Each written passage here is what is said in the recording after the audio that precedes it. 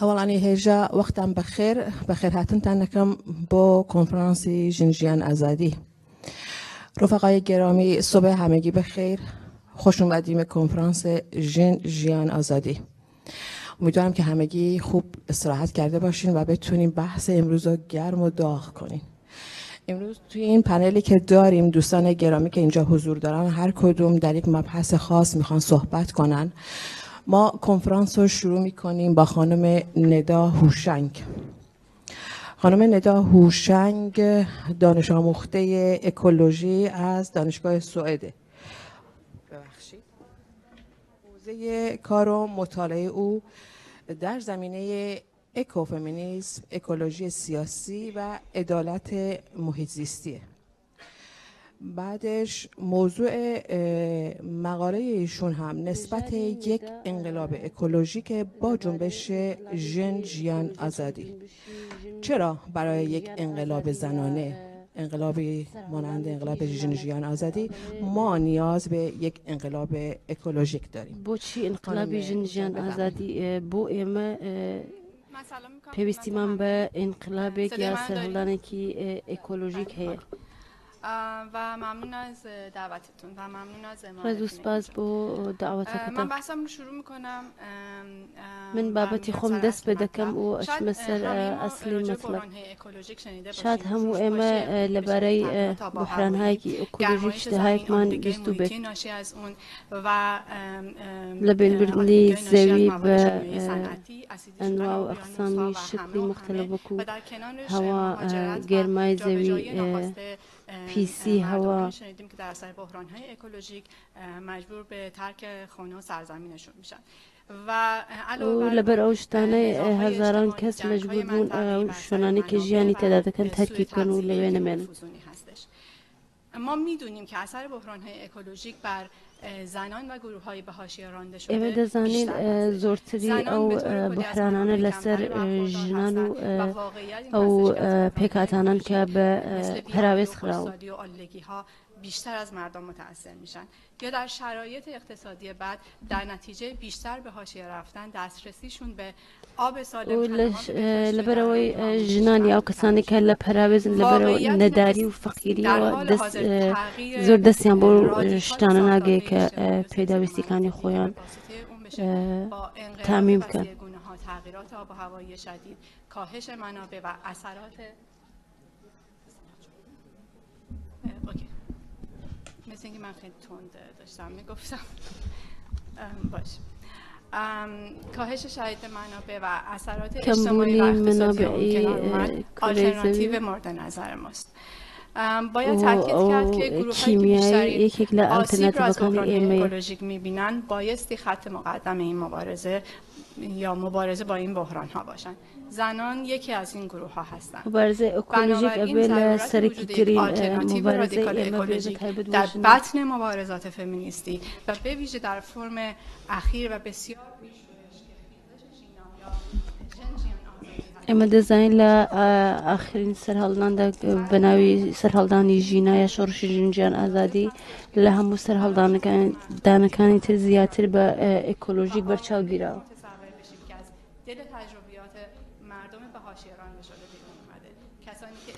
ئێمە لەو سەرهەڵدانەدا داهاتوویەکمان بینی کە لە دڵی ئەو کەسانی کە پەراوێز خرابوون و لە هەموو بابەتێک و سەرکوتکریابوون بینی.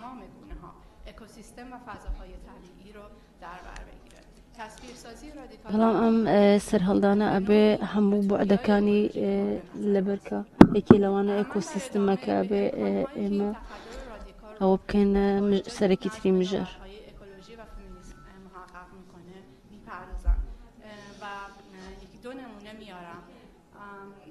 اولین موردی که میخوام بهش بپردازم اکوسوسیالیسم هستش. ئەوڵین بابەتێک کە من گەرەکمە لەبارەی قسەکەم ئێکۆسۆسیالیستە. من زۆر کورت و سادە باسی دەکەم. تاریفێک لە ئێکۆسۆسیالیسم دەکەم. ئێکۆسۆسیالیسم لە ڕاستیدا بە اقتصادی سیاسی و بحرانهایەکی ئێکۆلۆژیکە.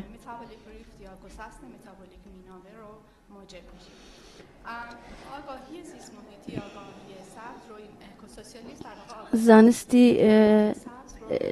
اکولوژی یا زانستی سوز او امکان به اکوسوسیالیست داد که او خرابیانه اما ببینیم. و اما به لحاظ عملی نیازمند یک مالکیت عمومی در ابزار تولید و دو تصمیم گیری جمعی و مشارکتی هست. لحظی پراکتیک دائما به دو چیز نیازمنده که مالکیتی که عمومیه بو ابزاری تولیدی که رابطونگوری که کلکتیو و جمعی یعنی همون مانده بهش تیدا شرکت بکنید. در حالی که در واقع استفاده بی‌رویه بهره برداری یعنی اکستراکتیویسم، حالا نمیشه صرفا بهره برداری، یک بهره برداری بی‌رویه و بهره کشی شاید واژه مناسب تری هست از منابع، بهره کشی از نیروی کار و حکومت شاید مهمتر از اون حکومت لپای نظام و اقتصادی سود لزمینه تولید ما يحتاجی گرینگی انسان کان او راوسته لسر ودکا راستی دا وکو خواردن جل بو همو انسان کان لیره فرهنگ پیشکوتو فرهنگی مصرف گرایان تو لوشته که پیوستید به زورتر مصرف گرای به وانه حذف به نمینه ما يحتاج ضروری اکتفا بکنیم، یعنی غذا، مسکن، پوشاک برای همه انسان ها و اون مصرفگرایی و تبلیغاتی که در واقع دامن میزنه به این مصرفگرایی بی حد و اندازه رو در واقع کنار میذاریم. اقتصاد احیا کننده اقتصادی که زیندو دکاتو یا درستی دکاتو به لرگی که بو انسانیت ضرری کی نبید و زورتر به پراویس خلاوکان گرینگی بداد. اینکه در جهان کنونی اشکال مختلفی از روابط سلطه وجود داره و این روابط میتونه علل غیر اقتصادی هم داشته باشه. ستم جنسیتی، قومیتی و نژادی از جمله اینها هستش که روابط فرادستی و فرودستی متفاوتی رو از سلطه طبقاتی تولید و باز تولید میکنه. بنابراین اکوسوسیالیسم نمیتونه به تنهایی اون آلترناتیو رادیکال مورد نظر ما باشه، ولی در کنار اکوسوسیالیسم اکوفمینیسم یعنی این دو در کنار هم دوانه پیک و دتوانن ببیرو بروای من دتوانن امگین بو آلترناتیو که لباره صدقه. در اینجا یه مقدار راجع به اکوفمینیسم توضیح میدم و اینا هم باید سریع توضیح بدم و من استاگرک ما لباره اکوفمینیست باسیگ لمیجوی کی بوچکی کم اکوفمینیست لدهه هفته میلادی درسته به بیرو بوچون روی اکوفمینیست لدهه هفته ده توجه نشون میدن به مسئله آلودگی های محیطی و اوان دانشتن دکن و دین گرینگی بود دادن که به پیسی هوا به اکولوژی و لبینچونی گیا و بونورکانی تر و پیوستمونیش به مسئله جنو راستی دا اکوفمینیست استثمار زن و طبیعت توسط مرد جنو جینگی هر دو استثمار کردوه اویش سیستمی پیاوسالاری اوی کردوه جامعه مدنی، زنان، عدالت اجتماعی، دموکراسی و زندگی فرودستان که همون مفهوم عدالت محیط زیستی یا عدالت اقلیمیه که ما امروز روز خیلی راجبش میشنویم، این راستی دا او ارتباطی که هي لبینی جن عدالت اجتماعی دموکراسی جیانی فقیرکان و مفهومی عدالت و جینگز کلا گفتمان اکوفمینیستی به باشترین شیوه باسی لسر دکرید. البته به کمک کپیتالیسم و استعمار و استثمار او به تواوی معضلاتی جامعه گرینگی دادد به تایبەتی به سیستمی پیاوسالار و باوکسالار که به کمک کپیتالیسم استعمار و استثمار دکن. سازماندهی و کامیونیتی که مورد نظرم هستش. میخوام اینجا از لویا کامبسینا اسم ببرم که این ارگانیزیشن در واقع یک ارگانیزیشنی هستش که برای احقاق حقوق کشاورزان کوچیک و محلی، زنان کشاورز، اما ارگانیزاسیونی که کبو حقوقی کشاورزکان، جنان، مهاجران و کسانی که کویرن لمجموع تواوی او گروهانی که لپراویز خراون لتواوی دنیا دا فعالیت دکه. ام گروپ فعالیت کانی با کمپینی کی زور لتواوی دنیا دا و منبعی استفاده آن لکود و آفت که کشیمیایی تدانی و مبارزه کن لگل کیمیایی که او هوا پیست کد و با اکولوژی خرابه. و یک مثال دیگه که میتونم بزنم اربن اگریکالچر هستش یا کشاورزی. توانم مینا کتر بم یا نمونه کتر بجم. فرمی از اون که در راستی دا یکی لفرمکانی آن اوی که به پراویز خراوکان لشارکان دا و کوجنان مهاجرکان کرکارکان کسانی فقیر مالباتی فقیر و در جهت افزایش امنیت غذایی و کاهش خشونت خانگی بسیار بسیار موثر هستش. لبرو یارمتی آن داد که لو فقیری و لو فقیری هجاری و بی خوراکی نجاتی هم داد. بسیار میتونن در کاهش خشونت خانگی موثر باشن. و بوجنانه که لمال و لجر زبر و گوشاردن یارمتی آن داد. ام کومینان فضاهایی که زور رادیکالیان هیا با کسانی که پناه ابن اوی و لگلیانا کار دکن. کسی تر لو گروپانه تامیل نادو لهندوستانه گروپی تامیل نادو جنانه کن که لقشره کی زور فقیر و پراویز خرا و کشاورزهای بون که روزانه پاره دستی هم بوانده ده و زور خشونتی جنسیان پیکرا بو. درست میکنن که در واقع بهشون کمک میکنه که بیان روش‌های کشاورزی اگروکولوژیک رو در راستی ده امانه کسانی که تین دوای ماوی که لو گروپانه امنو دچنو بوشو نیجیانی خوانو لوی به طوری که سازماندهی کراو تواو گوندکانی خوان شونی دانشتکانی خوان سازماندهی دکن و به اصول کی زور باش کار دکن لوی و او دانش او زانسته که فیر بون لوی اجرای دکن و هدی ام گروپانه گوره بوسو بربلاوتر بو لنبونی ام آلترناتیوانا اتوانم سالبم اخلاقی جمعی رادیکال روددا نه که غرب وکو او که آگاداری خوی بید. استفاده از این آگاهی برای خشونت علیه خشونت نهادینه شده است. در واقع برای این گروه ها هستش. حالا این سوال اینجا مطرح میشه. استا پرسیگلر درسته با آیا ایمل ایران لخلالی لنبونی شورشی جنجیان آزادیه ام پیکو بونه که لم جنبشی جنانه هبو لم سرالدانی جنانه بو یا او انقلابی او سرالدانی که لرودان دابو بحرانی اکولوژیک من لبرچاو گردیانه پیوسته من لیرا به دوشتی زور گرینگ اشاره بکم.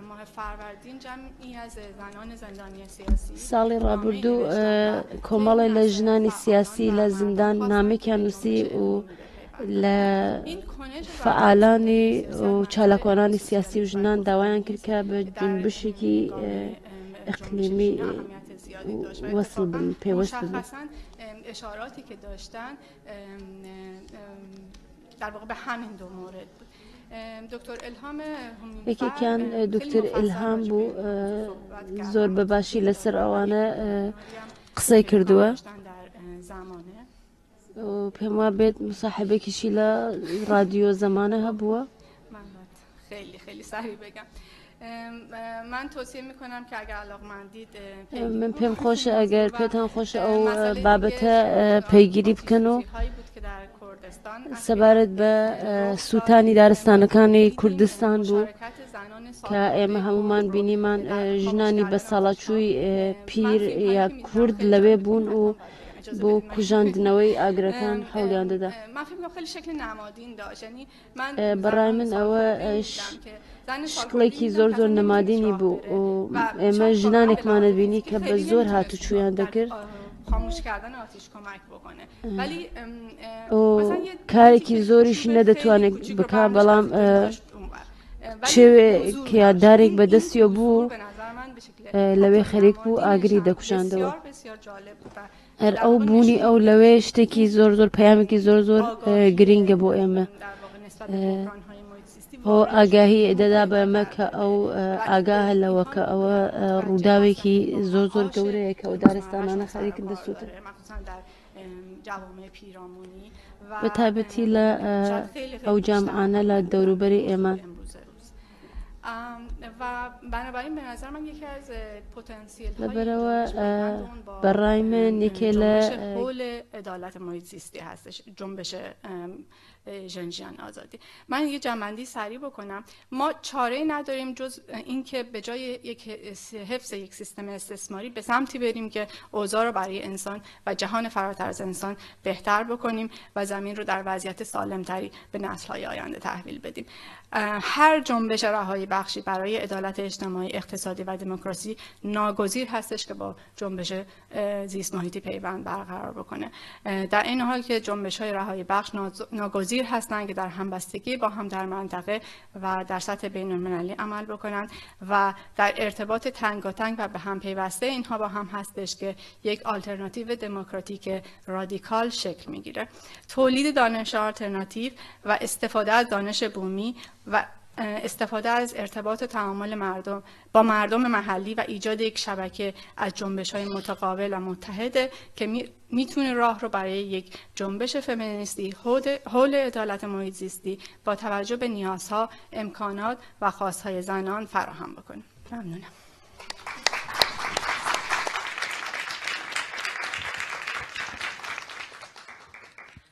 سپاسگزاریم از رفیق ندا هوشنگ. خب ایشون در مقالهشون تاکید کردن بر اینکه اکوسوسیالیسم نمیتونه به تنهایی یک آلترناتیو باشه و اکوسوسیالیسم و اکوفمینیسم هم دیگه میتونه این کارو بکنه و کلا آلترناتیو ها به تنهایی نمیتونن، هیچ جنبشی به تنهایی نمیتونه، همه در کنار همدیگر میتونیم یک جنبش رهایی بخش دموکراتیک رو داشته باشیم. اما سخنران بعدیمون خانم رفیق بلقیس روشن، ایشون از افغانستان هستند، نماینده مردم افغانستان بودند طی 3 دوره. بار اول در شورای ولایتی بودن، بار دوم در مجلس سنای افغانستان بودن و بار سوم در پارلمان افغانستان بودن. تحصیل کرده رشته حقوق یعنی قضا و دادستانی اگر اشتباه نکنم. رشته دومشون هم اجتماعات بوده بخش تاریخ و موضوع بحث امروزشون هم بررسی میکنه مبارزات زنان افغانستان رو طی 45 سال گذشته و به ویژه اون 20 سالی رو که ما فکر میکنیم دموکراسی وجود داشته در اونجا. ایشون انتقاد داره به اون دموکراسی و اونو بیشتر تاکید داره رو قضیه. بفرمایید. تشکر.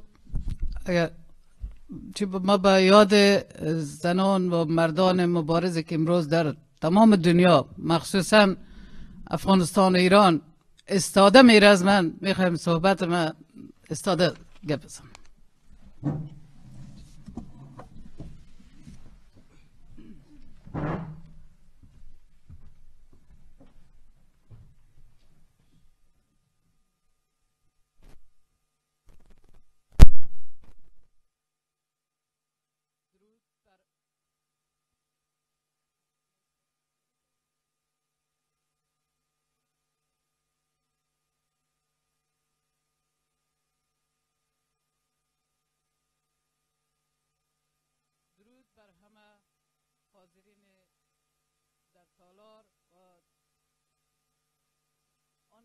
افراد و اشخاصی که ما را از راه دور بیننده هستند و شنونده هستند. به یاد مبارزین قهرمان و قربانیان حاکمیت‌های مستبد، به یاد زنانی که همین اکنون در زیر شکنجه‌های وحشتناک طالب ایستادگی می‌کنند.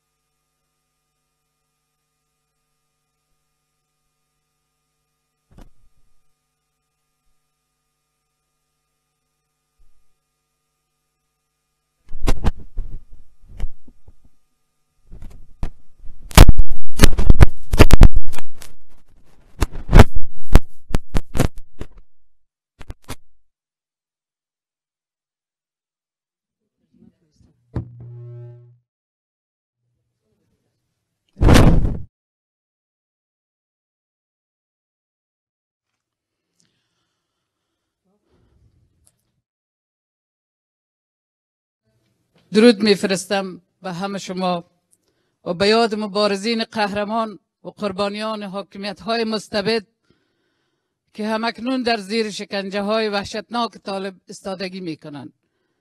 به یاد مبارزانی که امروز در سرزمین‌های ما و شما در حاکمیت‌های بنیادگرایی جانانه می‌رزمند. می‌خوایم که با شعاری که 2 سال قبل زنان افغانستان قبل از زن جیان آزادی گفتن ما همه با هم هستیم، نترسیم نترسیم، شروع کنم. من امروز میخوایم از سرزمینی با شما صحبت کنم که به نام افغانستان حضور دارند که تاریخ در آن در 50 سال اخیر بار بار تکرار شدن. ما در شنیده بودیم، خوانده بودیم که تاریخ تکرار نمی شود، اما در افغانستان تکرار شده. من از سرزمینی بر شما صحبت می کنم که نیم نفوس آن که زنان افغان باشند امروز در زندان بزرگ به نام افغانستان است. ما در این صحبت خود می خواهیم تصاویر شما ببینین که این یک واقعیت است، این قصه نیست، افسانه نیست، این ستم بر ملت است.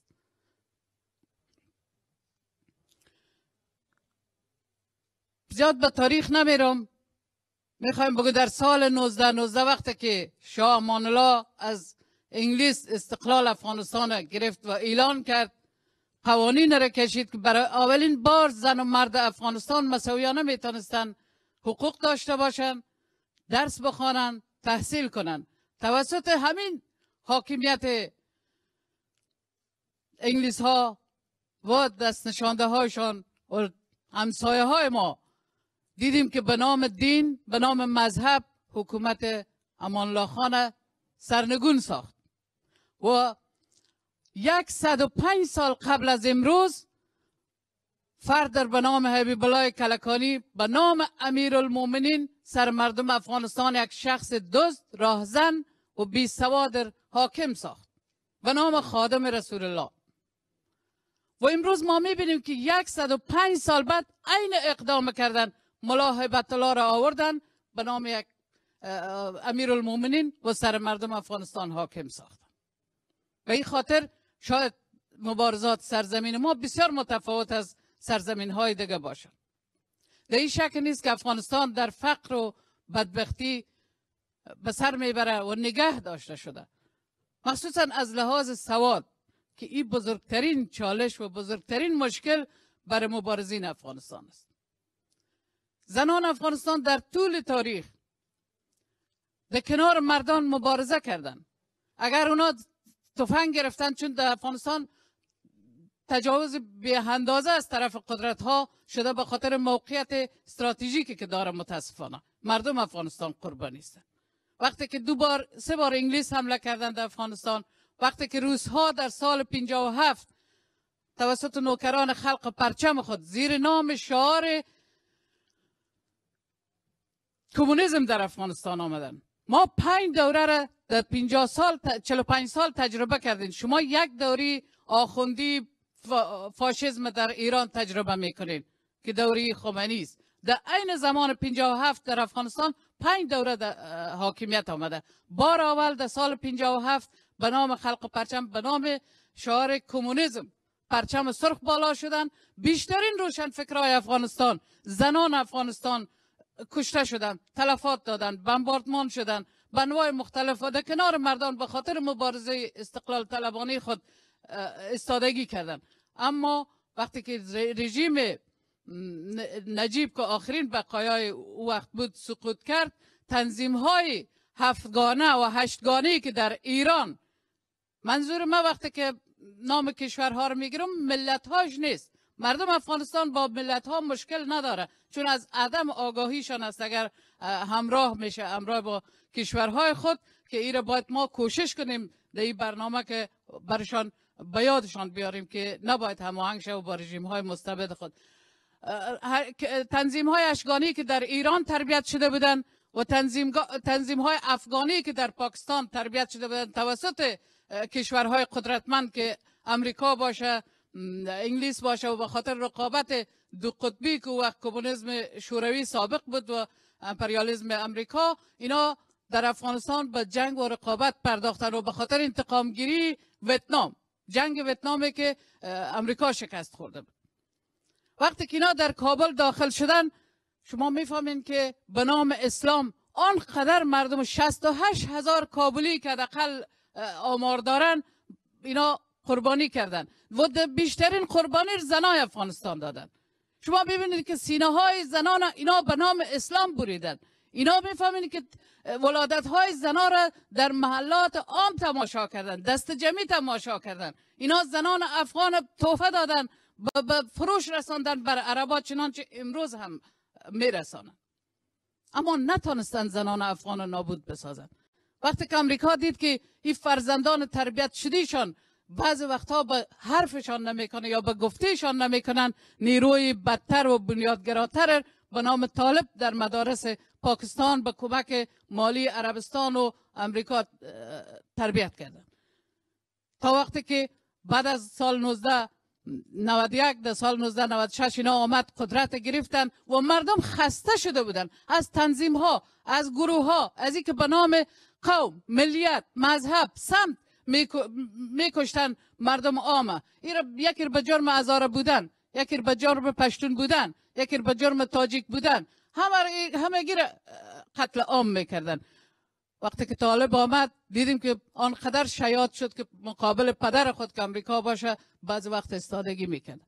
و با سقوط دو با حمله 11 سپتامبر که متاسفانه 3,000 انسان بیگناه در امریکا به قتل رسید، با پلان‌های خود امریکا و طالب و القاعده و تربیت شده های خود امریکا، دوباره تجاوز صورت گرفت به خاک ما و به افغانستان در سال 2001.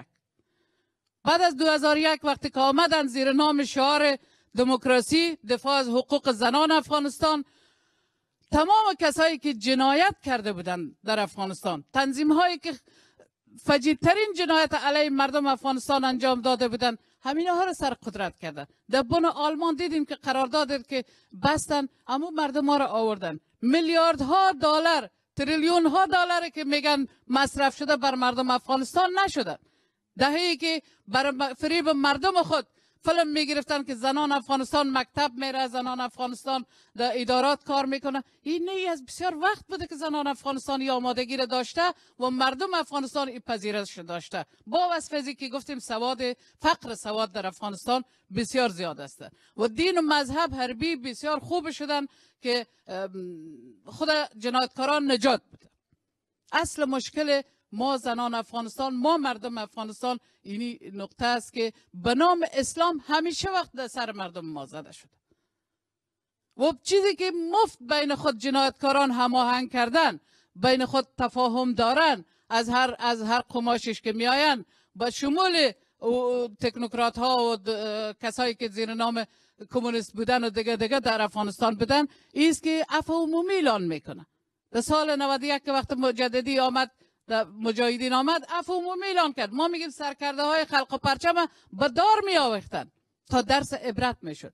وقتی که دوباره حامد کرزی آمد، عفو عمومی اعلان کرد، تمام جنایتکاران بخشید، در حالی که کمیسیون نامستقل حقوق بشر در افغانستان ایجاد شد که متاسفانه در رأسش یک خانم به نام سیما سمر بود، بیشترین معامله را کرد.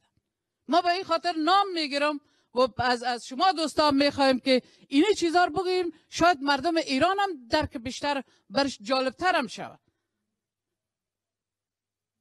حقیقتیابی کردن اما تا امروز او حقیقتیابی دیگه نشر نشد، تمامش نابود شده. تا وقتی که گفتیم دوباره طالب آمد و ایرم چیزی که بدنش داد انگلیس و امریکا که تو عفو عمومی اعلان کو، اما در طول 30 سال که نظام ها یا رژیم های دست نشانده بین هم تبادلات شده، تبدیل شده، فقط کسایی که قربانی شدن دستی اولش نیم نفوس که زنای افغانستان است. هر کدامش که آمده جنگ رسمی با زنان افغانستان داره، به خاطر که ترس داره، به خاطر که هراس دارن از به قدرت رسیدنشان، از آگاهیشان، از ستمی که کشیدن و میفهمه که اگر ما فرصت بدهیم سبا مردم افغانستان انتخاب چیزی که ما خودم تجربه کردم. ما 3 بار کاندید بودیم، هر 3 بار رای بردیم. از ولایت دور افتادی مثل فرا که بشینن میگه ولایت درجه 2 درجه 3، اما مرد زن ولایت فرا رای داده بر من و 20 سال کوشش کردیم که نمایندگی خوب بکنیم. همیشه وقت در تضاد و در جنجال با همین نقطه ها بود که شاید در اقسام ببینین که در 2 لوی جرگه وطن فروشی که در افغانستان صورت گرفت در 20 سال، یکی جرگه به نام قرارداد امنیتی با امریکا بود که ما اونجا شعار بلند کردم که قرارداد امنیتی با امریکا خیانت ملی است، به خاطر که ما کشور نیستیم که زور امریکا رو داشته باشیم. چیزی که امریکا سر مردم ما ستم کرد این بود، تمام جنایتی که در 20 سال انجام داده بود، از فردایی که شاید مردم افغانستان قدرت در دست بگیره هراس داشت توسط پارلمان مافیایی، توسط حکومت دست نشانده خود. یک بند از او قراردادی بود که هر آن جنایتی که در افغانستان توسط نیروهای خارجی انجام میشه مطابق قوانین همان کشور با حکم کشانده میشه. شاید کشتن در امریکا تجاوز یک چیز عادی باشه. شما دیدین که یک سرباز امریکایی 18 نفر در قندهار کشت و تا امروز محاکمه نشد. این بزرگترین خیانت بود که پارلمان افغانستان در حق مردم افغانستان انجام داد که وقت ما بسیار اقلیت بودیم و شاید بگیم در بین 4000 شرکت کننده لوی جرگه تنها ما بودیم که با اعتراض برم. جلسه دومه که جرگه دومه که رهایی خطرناکترین زندانیان طالب القاعده و دیگه بود، 5000 زندانی بود که دو شاید حالا نشانم بده که لطکوب شدم ما. این طالبه که امروز جنایت میکنه و برادران دیروزش که اشرف غنی باشه از نظر من دو روی یک سکه هستن. امروز هم شعار میتن یا فریاد میکشه به نام زن و مرد افغانستان که ما مبارزه میکنه. اگر شما واقعا مبارزه میکردین تسلیم نمیدادین. افغانستان سقوط نکرده، رژیم افغانستان سقوط نکرد، تسلیم داده شد در قرارداد دوحه. ایرباد فرد شما تقاضای ما میست که جاهایی که توانتان میرسه میتونین که روشنایی بر مردم خود بندازین که در قرارداد تفاهم شده تسلیم دادن. فقط قربانی گفتیم مامورین پایین رتبه شده فعلا که سرباز بوده، هر کسی بوده، روزانه شبانه در افغانستان قتلگاه است. شما میفهمید که دمی هفته دمی روز کالا ما گپ میزنین وزارت امر به معروف طالب در کوچه ها، در سرک ها، در بازار میگردن زنانی که چادر رنگه بپوشن او رو میبره 3 شب در حوزه هایشان است، بعد میبره در زندان پلچرخی که بزرگترین زندان مثل زندان اوین ایران است. او دختر سرزود زن چی صورت میگیره؟ 2 خشونت میشه. یک خشونتی که به نام دولت هستن، به نام اسلام است، یک خشونتی که باز فامیلا چون سنتیستن، فامیلا است که برش حل نیست. او زن یا کشته میشه از طرف خود حاکمیت ها و جسدش در بیرون انداخته میشه، فامیلش هم تهدید میشه که صدای خدا نباید بکشی، و یا یک از طرف فامیل کشته میشه و یا خود زن مجبور میشه از بسته که کنایه و گپ و طعنه بشنوه او خودکشی میکنه. امروز دروازه های مکاتب باز بسته شده که اینا زنان فاحشه بودن یا دختران افغان فاحشه میشن. در هیچ جای دنیا شما نمیبینین که دروازه مکتب بسته باشه. افغانستان یگانه کشور است که امروز دروازه های مکتبش بسته است. خب اگر ما هر قدر که بگوییم خلاص کنیم چون وقت بسیار کم است بر جنایات فجیعی که صورت میگیره، هیست که اگر ما به این باور هستم که همچون جلسات، همچون کنفرانس ها گرفته شوه که وظیفه داده شوه که ما مسئولیت خود بدانیم، فیصله شود 1 2 3 ای تا سال آینده، تا 2 سال آینده وظیفه هر فرد بود. مفید خواهد بود برای زنان دنیا، برای زنان افغانستان، برای زنان ایران. اگر فقط در سطح یک نشست باشه و بیان ستم‌هایی که سر ما به انواع و نام‌های مختلف صورت میگیره، باز به نظر من یک مصارف بسیار گزاف و اضافی است که ما به نام او زنایی که زیر ستم هستند امروز مصرف کنیم. ما باید زنان افغانستان ایران آموخته از تلاش زنهای ایران، از زنان کوبانی، از زنان کرد که چگونه استادگی باید بکنه، چگونه از حق خود باید دفاع کنه. دیگه متکی به کشورهای دیگه نباشیم که بر ما آزادی بیاره، چون 46 کشور در افغانستان 20 سال حضور داشت. از همون طالبه که به نام تروریسم آمد، پس ما را تحویل همون طالبه به نام تروریسم داد که این برای ما شخصا چیز نو نبود که بگویم اینا تسلیم داد. ما سالیان پیش امی صدای ما بود که اینا نمیمانند کسی که نان دهد فرمان دهد در افغانستان، و این تجربه است که ما باید یاد بگیریم. چیز دیگر که از شما دوستان تقاضای ماست است که در ایران و در کشورهایی که مخصوصا ما بیشترین مهاجره در ایران و پاکستان حدود 5 میلیون فعلا داریم که حساب شده است، و میلیون ها میلیاردها دلار از ملل متحد از جاهای دیگه به نام همین مهاجر افغان گرفته میشه. اما در پهلویی که تفاهم حکومت هاست که بیا ما به این شکل مردم رو به جان هم بندازیم، خود مردم هم متاسفانه که علیه مردم افغانستان است. ما این رو میگیم برسانیم صدا که مردم افغانستان از عشق و از مستی و از خوشحالی نمیایه به کشورهای شما، به خاطر بدبختی یا به خاطر زنده ماندن جان خود میآیند و یا به خاطر نهایت فقر و سیر کردن شکم خود در کشورهای شما میآیند. و این را کشورهای حاکمیت های مستبد میفهمه که وقتی که شکم گرسنه باشه هیچ مردم به فکر تشکل سیاسی و به فکر حرکات سیاسی نمیفته و از این لذت میبرن این مردم. همونطور که امروز ما میبینیم که یک قسمت دوستای ما باشه بلوچای که در 3 کشور هستند، در ایران، در پاکستان، در افغانستان زیر ستم هستند و در این شک ندارم که ایران و پاکستان تفاهم کرده که اگر ما خود ما هر قدر میکشیم این مردم اینا حرکت بیشتر میکنن. بیا تو کشور ما را بزن، ما کشور تو را، هر دو تاش نابود میکنیم به نام از اینکه ما باز دفاع میکنیم از یکی دیگه خود و مردم متوجه دولت ها بسازیم. چنانچه شما دیدین که رئیسی بیشرمان آمد در زایدان به جایی که مسئله آب و مشکلات مردم حل کنن گفت که ما آب هلمند حق مردم زایدان میگیریم. شما دیدین که بین دو ملت دو طرف چقدر جنجال ها افتادن.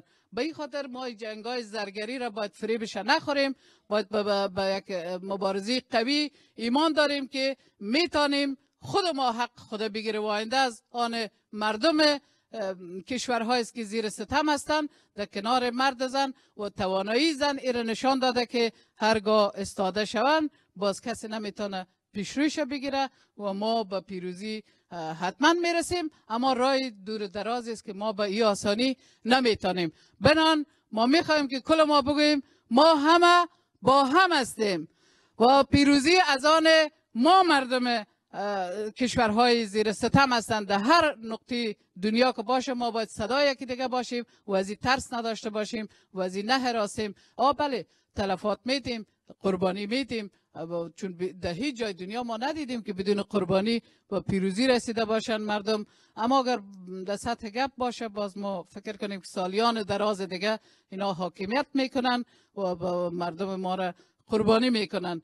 سنگساری که امروز ما میبینیم در 20 سال من یک نقطه دیگه فرخنده را شاید شما پیشتر دیده باشید، دختر بود که ایده زیر ریش غنی و نیروهایی که آل مثلا شورای نظار دیگه ادعا میکنه که ما دفاع میکنیم زیر ریش همون سنگسار شد، زنده به زنده آتشش زدن.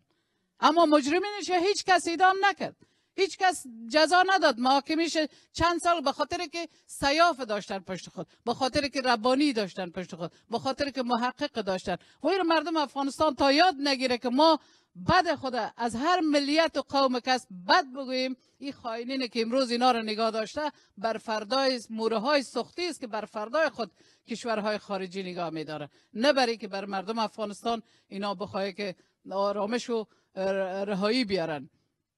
ما کشوری هستیم که گفتیم بیشترین ستم از زنان افغانستان، اما بازم نتونسته ما را نابود کنه. تشکر، سلامت باش.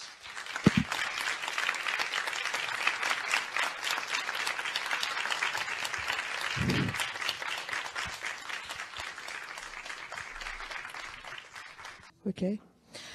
خب ما ادامه میدیم بحث با رفیق روژین موکریان، محقق کرد در نظریه‌های سیاسی و کاندیداتور دکترا در علوم سیاسی در دانشگاه کالج کورک ایرلند.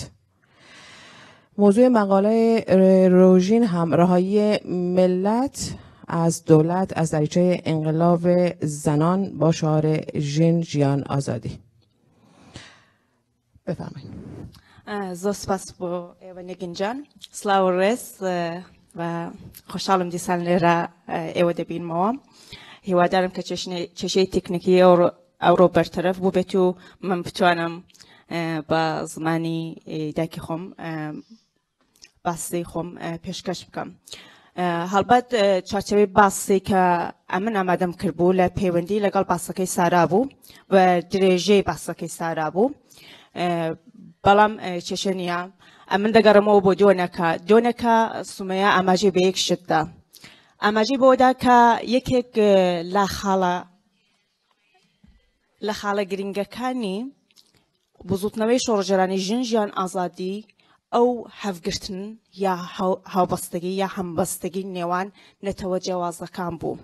بەڵام لە ئێستادا ئێمە دەزانین کە ئەو هەفگرتنە تۆزێک لاواز بۆتەوە، کەمڕەنگ بۆتەوە، یا نەیتوانی گەشە بکات، یا نەیتوانی قوڵتر بێتەوە و ئەوە بۆتەوە هۆکاری ئەوەی کە ئێستا ئەم بزوتنەوەیە لە حاڵەتێکی یا ئەفولدی پێدەڵێن یا لە حاڵەتێکی نزمدا ماوەتەوە.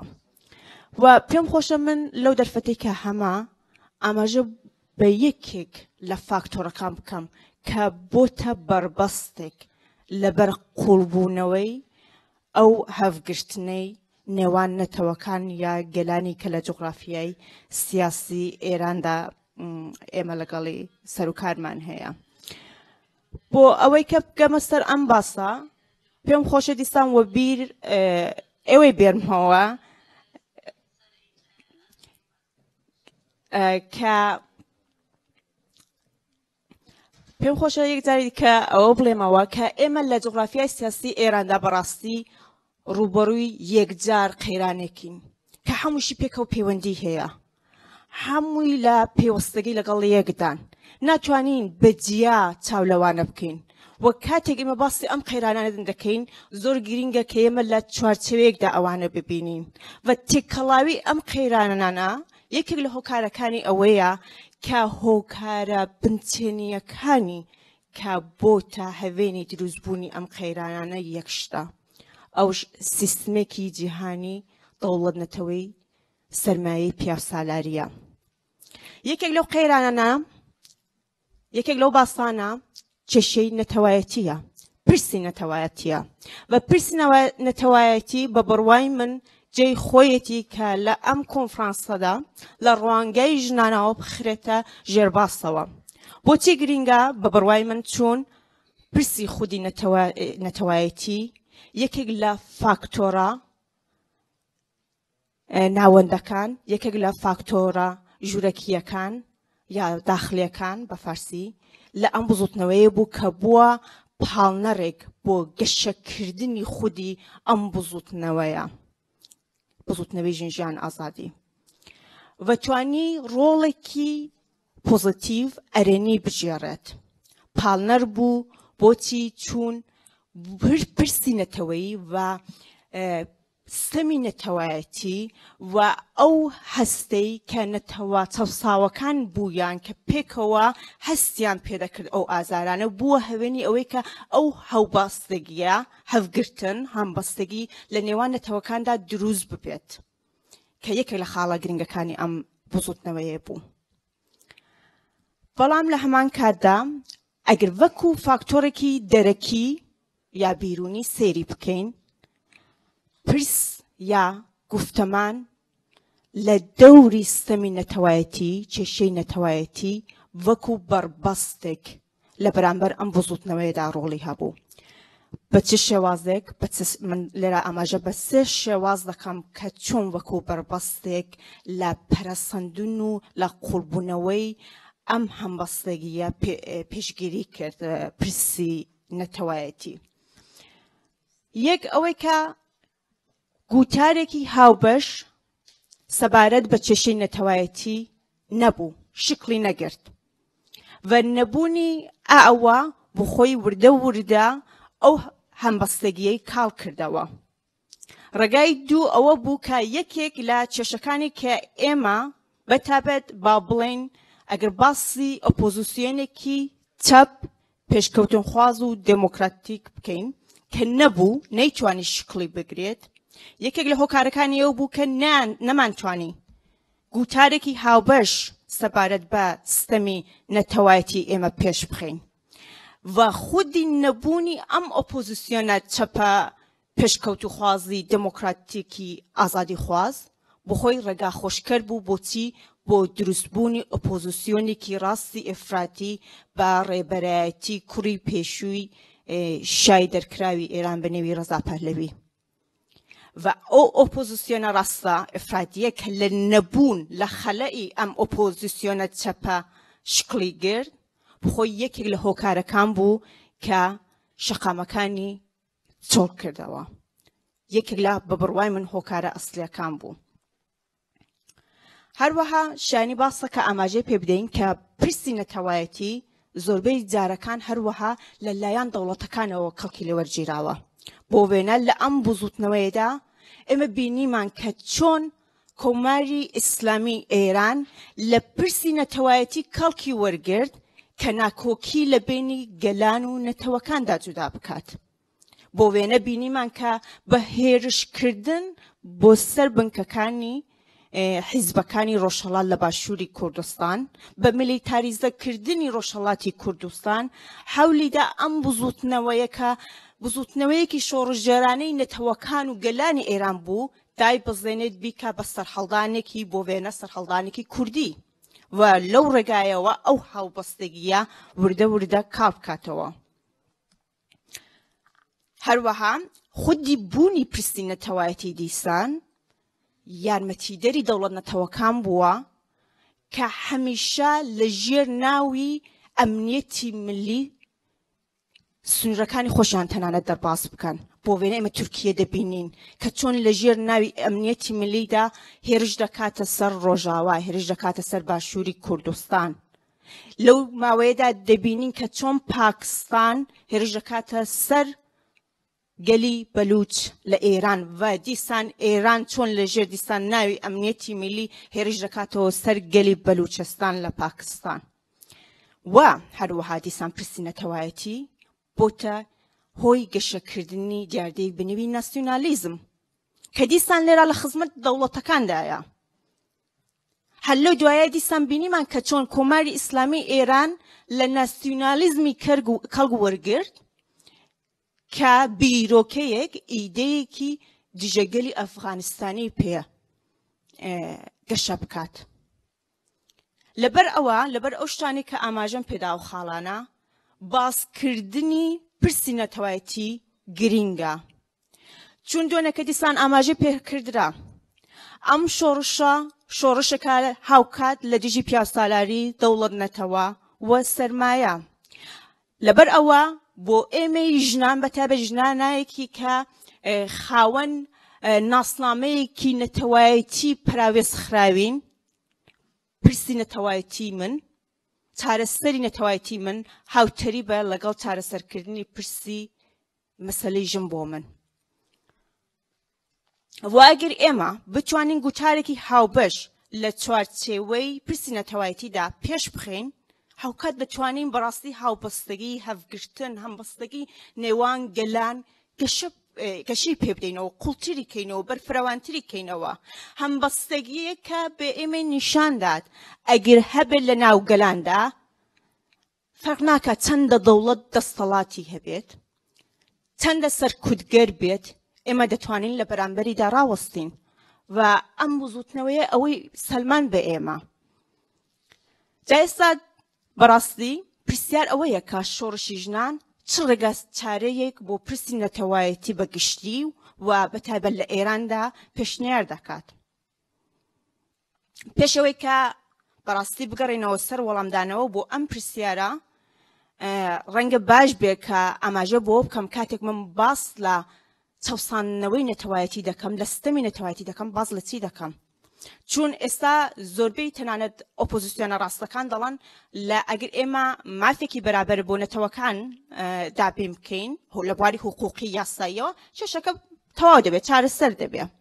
لێرەدا جێ خۆیەتی باسی بکەین کە کێشەی نەتەوایەتی تەنیا کێشەیەکی زمانی کولتوری ئاینی نییە بەڵکو کێشەی نەتەوایەتی شێوازێکە لە زاڵبوونێکی سیاسیدا و کاتێک باس لە ئەوە دەکەین کە نەتەوەیەک دەچەڵسێتەوە ئاماژە بەوە دەکەین کە ئەو نەتەوەیە لە پەیوەندیەکی پێکهاتەیەکی دەسەڵاتی ناهەواهەنگدایە یعنی لە دۆخێکدایە کە لە ژێر کۆنترۆڵی دەسەڵاتێکی بێسنووردایە ول ئەو دەسەڵاتە بێسنوورە هەمیشە کەڵکی لێوەردەگرترێت بۆ ئەوەی کە ئەو نەتەوانەی پێسەرکوت کردێ پێی لەبێن ببردرێ کولتوریان لەناوبەرێ زمانیان بکوژێت وا بۆیان نەتەوە پراوێزخراوەکان لەژێر سیستمی دەوڵەتەوەی پیاسالاری سەرمایە تەنیا هەولی تواندنەوە لە ناوبردنی ناسنامەیان نادرێت بەڵکو ئۆتۆنۆمیان تا ڕادێکی زۆر لێدەستەندرێتەوە یعنی نکۆڵی لە دیاریکردنی چارەنووسیان لێوەردەگرێتەوە وایان لێ دەکات کە ئەو نەتەوانە تەنانەت لە سروشتی خۆیان بێگانە ببن سروشتەکەیان دەستی بەسەردا دەگیرێت سەرچاوەکانیان لێ زەوت دەکرێتەوە و هەمان کاتدا لە نەو سەرزەمینی و لە نەو نیشتمانی خۆیاندا لەگەڵ نیشتمانی خۆیان بێگانە دەبن بە واتایەکی دیکە خۆبوونیان لێوەردەگرنەوە. جای سەبا بگەڕێنەوە بۆ پرسیارەکەمان ئێمە لە شۆڕشی ژناندا چۆن دەمانەوێت ئەو پرسیارە چارەسەر بکەین بەگشتی ئەگە بمان هەوێت دیسان ئەوە وەڵام دەینەوە دەبێت لە هاوکات ئێمە بڵین مەبەستمان لە نەتەوە چییە چون هێشتا بەڕاستی لەو بزوتنەوەیدا بە تایبەت ئێمە زۆر جان بۆمان دەرکەوت هێشتاش زۆربەی جارەکان ئێمە نازانین باسی چی دەکەین یا ڕێککەوتن لەسەر خودی چەمکی نەتەوەکە نییە کە زۆر ئاسایە بە بڕوای من چون نەتەوە بۆ خۆی پێناسەیەکی یەکگرتووی نییە پێناسێکی یانی واحدمان نییە چەمکێکی فرەوانە پێناسەی جیاوازی هەیە تاریفی جیاوازی لێ دەکردرێ زۆر جار نەتەوە لە بواری ئۆبجەکتیوەوە یا لە بواری بابەتیەوە پێناسە دەکرێت ئاماژە بە کۆمەڵگایەک دەکات کە زمان و ئاین و کولتور و سەرزەمینێکی هاوبەشیان هەیە زۆر جار لە بواری سۆبجەکتیوەوە یا زەهنیەوە ئاماژە پێدەکرێتەوە ئاماژە بە کۆمەڵگایەک دەکات کە خاوەن زەهنیەتێک یا هوشیاریەکی کۆمەڵایەتیە و ئەم دوو دیاردەیە بۆ خۆی لە ناخۆیدا یەکتری قەت ناکەن و زۆر جار تێکەڵ بە یەک دەبنەتەوە دروست دەکەن و سەدەقە ماوە بەڵێ زۆرم کار نەماوە و هەروەها کە چۆن نەتەوە بەڕاستی دروست بوو لەسەر ئەوەش ڕێکەوتنێکی زۆر نییە بۆ وێنە ئێمە لە جوغرافیای سیاسی ئێراندا دەیبینین کە زۆربەی ناوەندگەرەکان هەمیشە پێداگیری لەسەر ئەوە دەکەن لەسەر شێوازێکی دروستبوونی نەتەوە کە پێی دەڵێن ئەزەلی پێی دەڵێن پرایمۆردیالیست لە ئینگلیسیدا یعنی ئەوەی کە ئەو نەتەوەیە شێوازێکی باستانی بووە و هەیە و درێژەی پێدەدرێ و ئەوە کێشە دروست دەکات ئەوەی کە ڕێگا بە ئاڵوگۆڕی نادات ڕێگا بە تەکەسوور بە فرەچەشنی فرەڕەنگی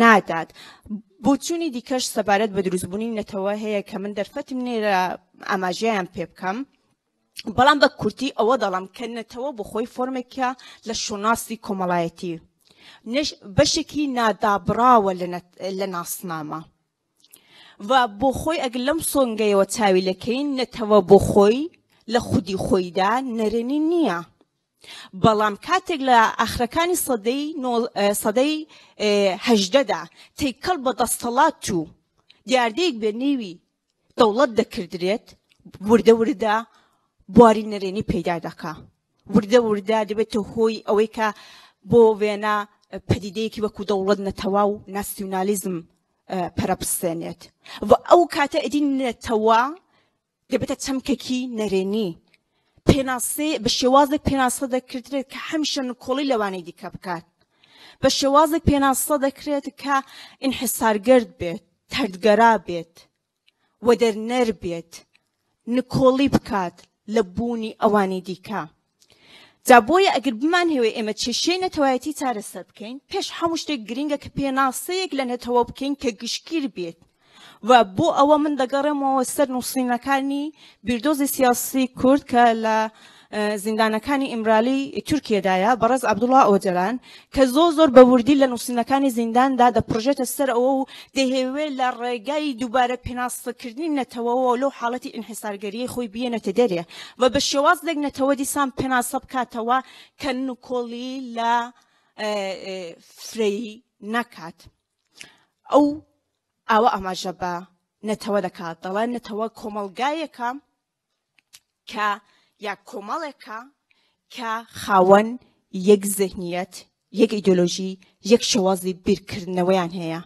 و او کمالگایا لسر بنمای هفگرتن همبستگی که ام همبستگی بخوی لسر بنمای آزادی و برابری لفرچشنی دا پیگ دید بلام پناسه کردنی نتوال هر بتنای لسر بنمای کی ذهنی بخوی توال نیا و او نتویا که بخوی نکولی لفرنگی فرچشنیکانی زمانکان و کلتورکان و عین جوازکان نکات دتوانه به بیت دموکراتیک اگر بشوازکی دموکراتیک یعنی بشوازکی خوب برایتی دموکراتیک خوی سقام گیر بکات خوی برای و برید یعنی دوباره پناسه کردنی نتوال لرگای دموکراتیزه کردنوا لرگای دموکراسی کی راستخوا و اود توانت و بروای من چشین نتوایتی ل ناو جغرافیای سیاسی ایران دا پیک بیند چون ما دیاری کردنی چارنوس که لگلان جراوته و ددرته و دیسان بو گلان و اوگله که بشوازکی راستخو لسر ایرادی آزادی گشتی کمالی خوی و تاکی خوی بریارد دا لسر چارنوسی سیاسی فرم و شکلی سیاسی خوی کدنیا و هوادارم که زیادتر بتوانیم سین نو خودی چارچوبی باسی نتوی دموکراتیک و اماجه بوب که اینکه بس من براستی لخوبر برایتی کی دموکراتیک یا دموکراسی کی راستو خو چیه زوسپاس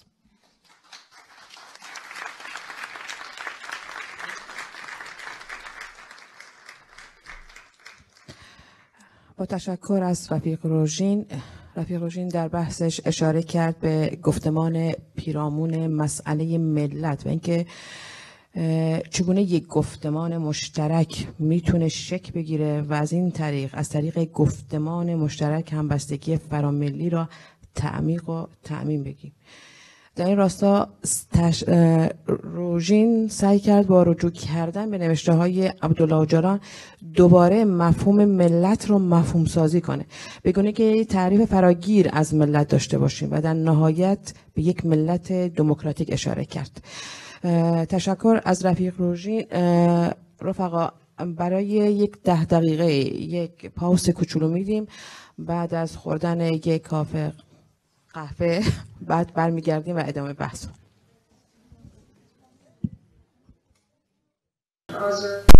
روشالات و بعد هم ایران و بعد تعریف رابطه جنسیت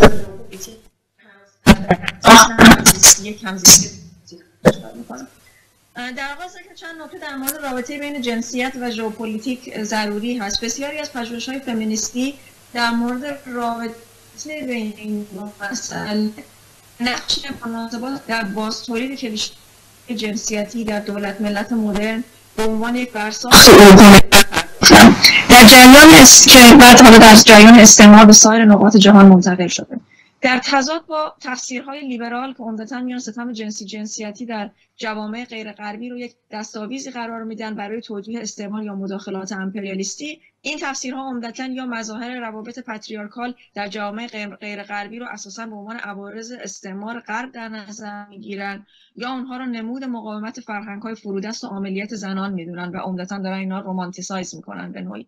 نمونه این شکل تفاسیر رومانتیسایز شده رو میتونیم مثلا در مورد کاربرد برقه در افغانستان و حجاب در جمهوری اسلامی در جریان انقلاب به ویژه ببینیم.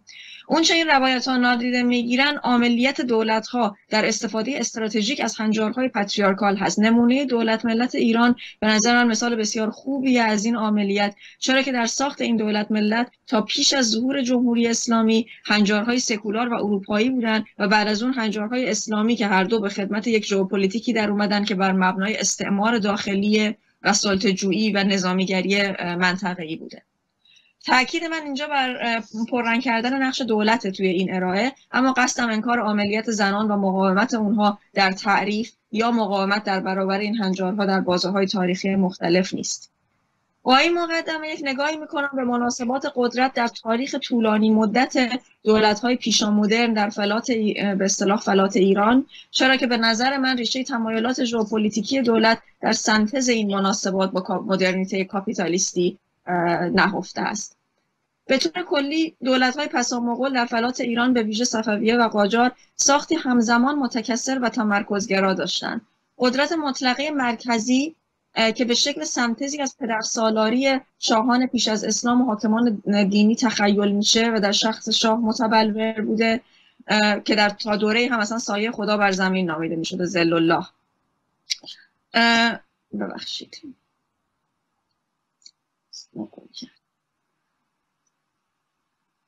نظام اداری، مالی و تا حدی نظامی کشور بر مبنای یک اتحادی بوده بین خوانین یا سران خانوارهای الیت با مرکز که میشه اونو به شکل یک تکثر پاتریارکال تصور کرد که مظاهر زیادی هم داشته. علیرغم استقلال نسبی بسیاری ولایات و قبایل، دیالکتیک مرکزگرایی و مرکزگریزی در تمام این دولت‌های دوره وجود داشته و قبایل هر جا که میتونستن در ازای استقلال بیشتر با قدرت دیگه متحد میشدن. نمونهش هم حمایت بسیاری از قبایل کرد از عثمانی در جریان جنگ چالدوران هست که میشه از این زاویه بررسیش کرد. مواجهه با نظم در حال شکل‌گیری سرمایه‌داری از چند جهت میاد این بالانس رو به هم میزنه. از دست رفتن قدرت‌های بسیار، قلمروهای بسیار و تغییر مناسبات تجارت جهانی منابع درآمدی دولت رو محدود میکنه. ترکیبی از فشارهای مالیاتی و قلمروهای باقی مانده، خلأ قدرت و حضور قدرت‌های خارجی که متحدین جدیدی محسوب میشن و اندیشه‌های جدید به ویژه برترها تحت تاثیر شوروی و حرکات مرکزگریز دامن میزنه و به این ترتیب مدرنیزاسیون دفاعی در ایران با هدف حفظ بقای ژئوپلیتیک در 3 حوزه اتفاق میفته. یک، افزای حفظ و قبض قدرت اتوکراتیک مطلقه مرکزی و محتوای پدرسالارانش در قلمرو، در واقع اون رابطه مرکز و قلمرو و رقابت بر سر این مرکز.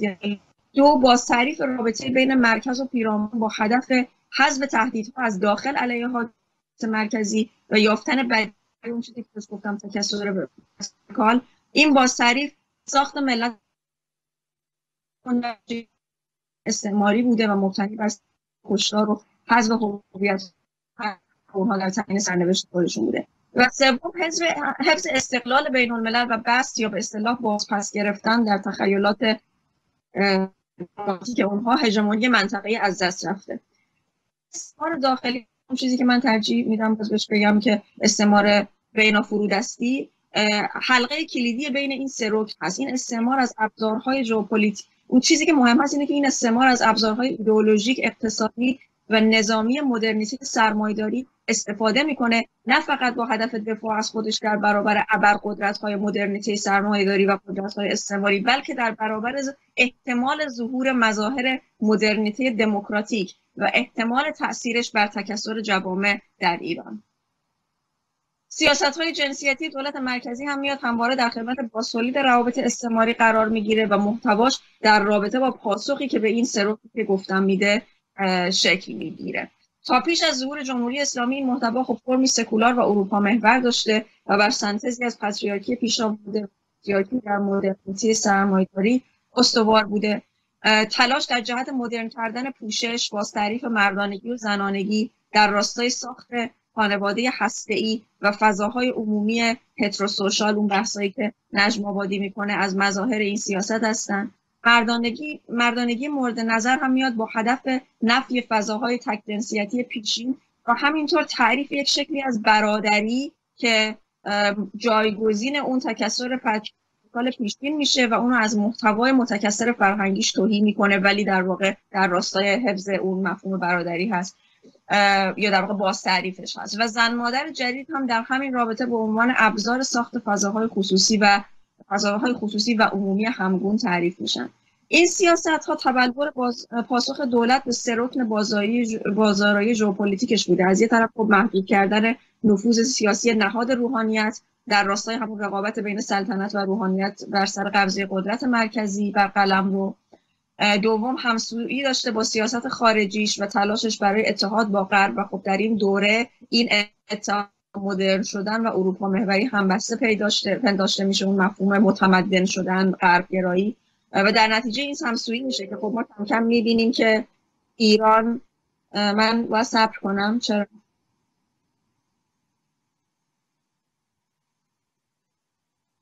در نتیجه این همسویی بوده که ایران در طول جنگ سرد به بزرگترین قدرت نظامی منطقه تبدیل میشه، به ژاندارم منطقه کم کم تبدیل میشه. یعنی میخوام بگم یه استفاده ژئوپلیتیک داشته کاملا این سیاست‌ها به هم و در نهایت هم در راستا با سیاست‌های استعماری قرار داشته.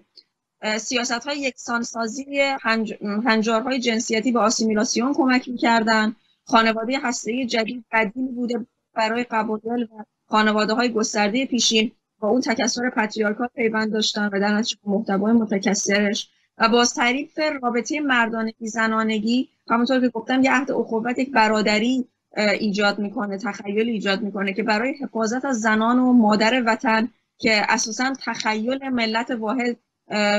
اساس تخیل ملت واحد هست و لازمه شکل دادن به ارتش واحد و مفهوم قلمرو و همه این مسائل.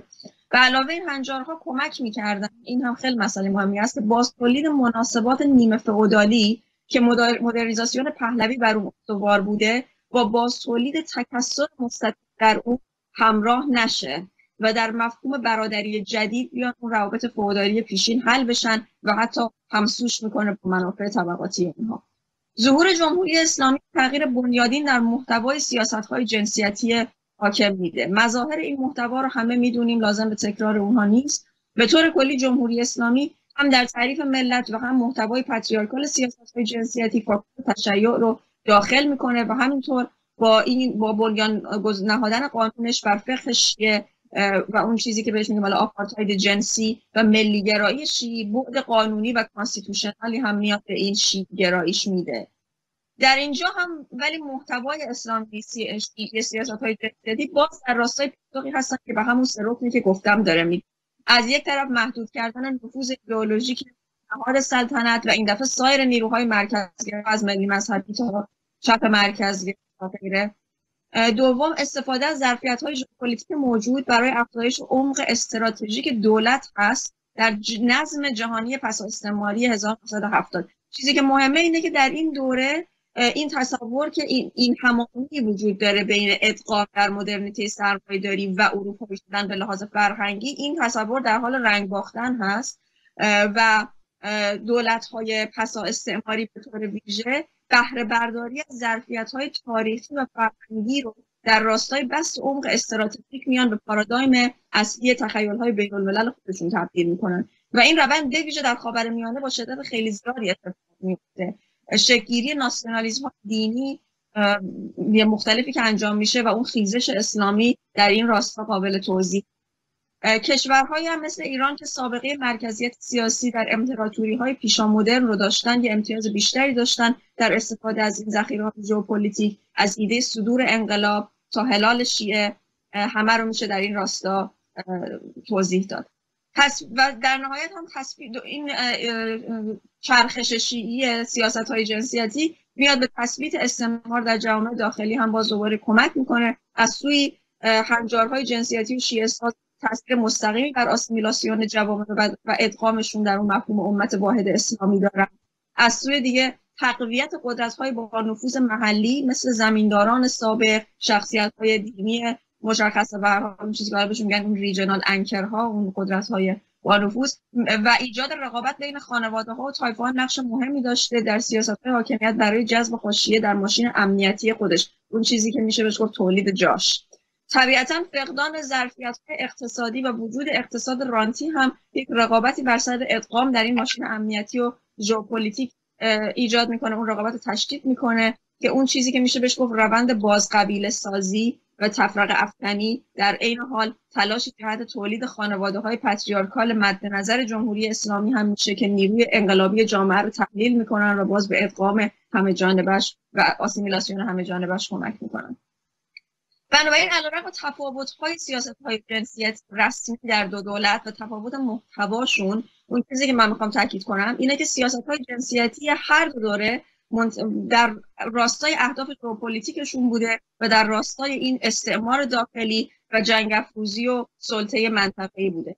تجربه در هم تنیدگی سیاست‌های جنسیتی و استعماری در جریان فرآیندی که حالا رؤوس خیلی کلیشو بالا ذکر کردم، زمینه رو برای پذیرش شعار ژنجیان آزادی به نظر من که در جریان مبارزات زنان کرد در باکو شکل گرفته با انقلاب روژاوا به یک شهرت جهانی رسیده در روتالات فراهم میکنه. دلیل اصلیش هم به نظر من فقط در نتیجه مشاهده ستمبر زنان نیست، هرچند این نقش خیلی خیلی مهم و محوری داشته، بلکه در نتیجه درک تدریجی از نقش متعدد سیاست‌های مبتنی بر تقویت پاتریارکی در جنبش ملی کرد هم بوده. چون این نتایج منفی رو ما در سرنوشت جمهوری مهاباد دیدیم، در عملکرد حزب دموکرات از آغاز تا کنون شاهدش بودیم و خیلی از احزاب پاتریارکال دیگه که خیلی فرصت نیست وارد جزئیات بشیم. شکلی کمیته انقلابی زحمتکشان کردستان ایران که مبارزه اون توامان با دولت مرکزی و روابط نیمه فئودالی بوده، یک تلاشی بوده برای پاسخ دادن به این مسئله و مبارزات این حزب هم که امکان نهادی سازماندهی رو برای نخستین بار به زنان در روشالات داد. اما در نتیجه سیاست‌های جنسیتی جمهوری اسلامی و سیاست‌های پاتریارکی خانواده و بازقبیله سازی، تأثیرات مخرب پاتریارکی بر منافع خلق‌های تحت ستم یک ابعاد تازه‌ای پیدا می‌کنه. مبارزه ملی کرد از تقاطع اشکال گوناگون پاتریارکی و سویه‌های مدرن و پیشامدرن اون همه با هم از سنتز این آسیب‌های بسیار زیادی. به نظر من تجربه این وضعیت مرکزیت سیاست‌های جنسیتی در آپاراتوس استعماری امنیت جمهوری اسلامی به تدریج زمینه رو برای رادیکالیزه شدن فمینیستی روشالات آماده میکنه، یعنی شرایطی که در اون حداقل به لحاظ نمادین لزوم پیوند مطالبات ملی و جنسیتی وجود داره و در نهایت فشاری هم که از طرف در واقع گفتمانی که داره از باکور و روژاوا میاد هست. به نظر من این نیاز رو اثباتش رو میشه در این واقعیت مشاهده کرد که شعار در روشالات به استفاده از شعار به اعضا یا حتی طرفداران حزبی که نماینده این خط سیاسی هست یعنی فژاک محدود نمیشه و خیلی طیف بیشتری از جامعه رو در حال حاضر درگیر خودش کرده. طبیعتا همه کسانی که از شعار استفاده میکنن نمیتونیم تصور کنیم معنی و سیاست یکسانی بهش نسبت میدن، اما به نظر این همه‌گیری رو میشه دلالت بر مرتبط بودن این شعار با تجربه طیف وسیع از خلق کرد در نظر گرفت و در نهایت هم شباهت تجربه روشالات با ملت تحت ستم دیگه در ایران و مرکزیت جنسیت در سیاست‌های امنیتی جمهوری اسلامی زمینه رو برای همه‌گیر شدن شعار فراهم میکنه. چیزی که مهمه اینه که آپارتاید جنسیتی، وقتی میگم مرکزیت، آپارتاید جنسیتی هسته شاخه‌برگ ایدئولوژیکیه که از طریق او دولت اشکال گوناگون ستم از استعمار داخلی تا همونطور که مداخلات نظامی خارجی، ناکارآمدی اقتصادی و همه اینها رو توجیه میکنه، همه اونها رو به دشمنی نسبت میده و در این حال بهش یه ظاهر ضد امپریالیستی میده. در گفتمان جمهوری اسلامی هر تهدیدی به حاکمیت استبدادیش میره ذیل این در واقع کاتگوری دشمن و در نتیجه همکاران امپریالیسم قرار میگیره، از مطالبات صنفی تا ملی و جز اون، و حجاب نخستین سنگر مقابله با این دشمن فرضی در داخل و خارج مرزها و شعارها زیادی هم وجود داره که این نشون میده و این شرایط زمینه رو برای پذیرفتن همچین شعاری از جانب بسیاری از گروه‌هایی که قربانی امنیتی کردن مسئله تکثر شدن مساعد میکنه. در پایان ارائه‌ام فقط میخوام برگردم به این که همونطور که اشاره بکنم به اون چیزی که بهش میگم ژئوپلیتیک رهایی. همونطور که گفتم هم این پراکندگی، این استفاده که از شعار شد به این معنی نیست که هر کس از شعار استفاده کرد با درک و باور به مبانی تاریخی و مفهومیش بوده، اما این مبانی نظری که در تئوری دموکراتیک کنفدرالیسم تبیین شده ارجاعاتی داره برای واسازی رابطه جنسیت در چارچوب چیزی که میشه بهش گفت ژئوپلیتیک رهایی، یعنی ژئوپلیتیکی که رابطه اون با مسئله جنسیت در راستای بازتعریف مرزهای سلطه‌جویانه در رابطه خوددیگری نیست، بلکه در راستای ساخت همزیستی اخلاقی دموکراتیک جوامع درون خودشون و بیرون خودشون هست. یک بعد مهم این بازتعریف مسئله همزیستی آلترناتیوی اشاره میکنه که ملت دموکراتیک اوجالان و کانسپت اتونومی تبیینش میکنن که بحث روژین به این مسئله بیشتر پرداخت. مسئله دیگه خود اون حق دفاع از خود هست که این مفهوم در دموکراتیک کانفدرالیسم هم به حق دفاع زنان و تمام گروه‌های اجتماعی از خودشون و هم به حق دفاع مدرنیته دموکراتیک از خودش در برابر مدرنیته سرمایه‌داری اشاره میکنه.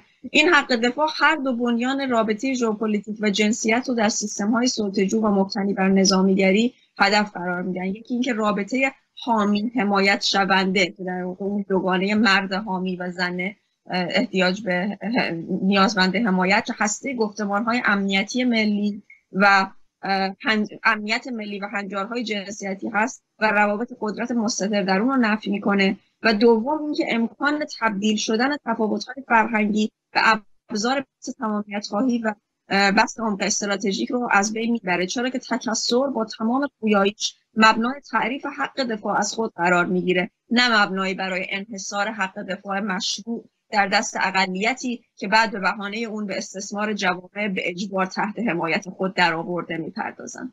ممنونم.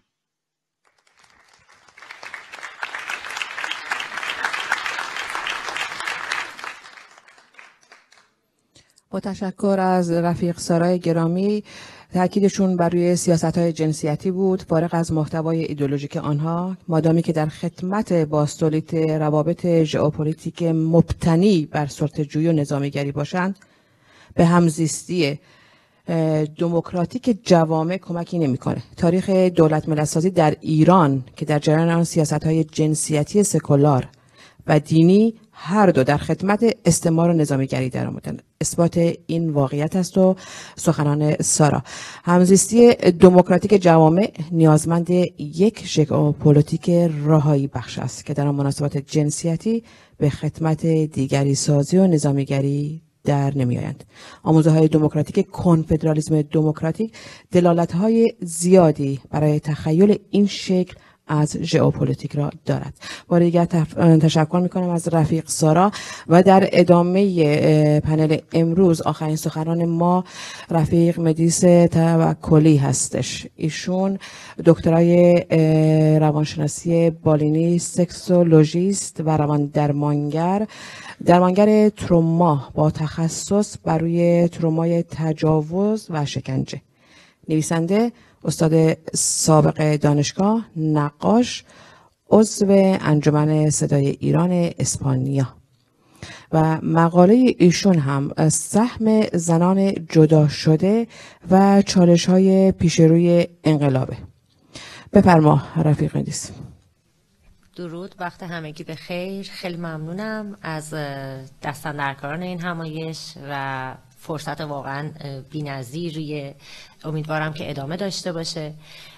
میخوام در ابتدا یک یادی بکنم از صدها هزار نفری که هیچ وقت اسمشون هشتگ نشد، هیچ وقت اسمشون رو نفهمیدیم، و به یاد خیلی از جوانهایی، هزاران جوانی که در جنبش ژینا هزینه های بسیار زیادی رو دادن و ما هیچ وقت حتی نفهمیدیم اینا کجا هستن که بتونیم بهشون کمکی بکنیم. در رابطه با سهم زنان جدا شده، من میخوام با یک مرکزیتی در رابطه با زنان خارج از ایران صحبت بکنم که به نوعی شاید همیشه یک گاردی از توی ایران بود که ما گذاشتیم و رفتیم و شاید به اندازه بقیه حق نداریم در مورد هر چیزی نظر بدیم. این حق نداشتن رو قسمتیش رو خودمون برای خودمون به واسطه شرم نیابتی که بهمون منتقل شد احساس کردیم و قسمتیش رو واقعا از ایران این اتفاق برامون افتاد و البته به عنوان یکی از ابزارهای خیلی جدی و دستمایه‌های پروپاگاندای جمهوری اسلامی هم خیلی پروموت شد. از نظر من به طور کلی نقش زنانی که خارج از ایران بودن در دو دسته کلی مدییتور و مودریتوری میتونه تقسیم بشه: تسهیلگری و واسطه‌گری. واقعیت اینه که نوع مبارزه، هممون میدونیم که نوع مبارزه کسی که داخل ایران هست با نوع مبارزه کسی که خارج از ایران هست در دو طیف کلی تقسیم بندی میشه و حتی کسانی هم که داخل ایران هستن هم باز به دسته های کوچکتر، یعنی به قول معروف یک ساب گروپ های متفاوتی تقسیم میشن. پس اول از همه باید این رو بپذیریم. یک نکته‌ای که خیلی خیلی خیلی مهمه اینه که ما برای اینی که بتونیم کنار هم دیگه در یک مسیری قرار بگیریم نیازمند یک چیز هستیم که شاید هممون میدونیم، گفتگو. و گفتگو نیازمند زبانه. ما تا به یک زبانی، من اینجا نمیخوام در مورد زبان مشترک صحبت بکنم چون شاید صحبت کردن در تو زبان مشترک خیلی غیر واقعی باشه. زبانی که بتوانیم درک بکنیم وقتی کانسپتی رو معنا میکنه منظورش چیه. ولی وقتی در مورد مشترک، زبان مشترک صحبت میکنیم قاعدتا این مفهوم توی روانشناسی اجتماعی به ذهن متبادر میشه که خب پس ما باید زبانمون یکی باشه، هممون هدفمون یکی باشه، میشن و ویژن یکی باشه، مسیرم که یکیه، دست تو دست هم میریم. این باعث میشه خیلی وقتا ما خیلی هامون با هم دیگه اختلاف داریم در خیلی چیزها، حتی ممکنه کانسپتمون یکی باشه، میزان برداشتمون، کلا همه آدم ها از پرسپکتیو های متفاوتی دارن مسئله رو میبینن. رسیدن به درک این که الان در این مسیر من تا اینجا میتونم باشم چیزی است که باید اتفاق بیفته و احساس میکنم وظیفه عمدش کردن، شاید حالا همون اصطلاح ناخوشایند رو بخوام بگم، خارج نشین هاست. چرا؟ چون لود روانی که در ایران هست روی افراد اصلا اجازه نمیده به مرحله دیگری از نوع دیدن، حتی نوع ادراک برسن. ما به واسطه شرایطی که داریم شاید راحت‌تر این اتفاق برامون بیفته. هممون میدونیم که در دنیای امروز صحبت کردن در رابطه با مفاهیم شاید تحت عنوان یک هویت حقوقی بیشتر پذیرنده داشته باشه برای دنیا و وظیفه کسانی که خارج از ایران هستند تشکیل این هویت هاست.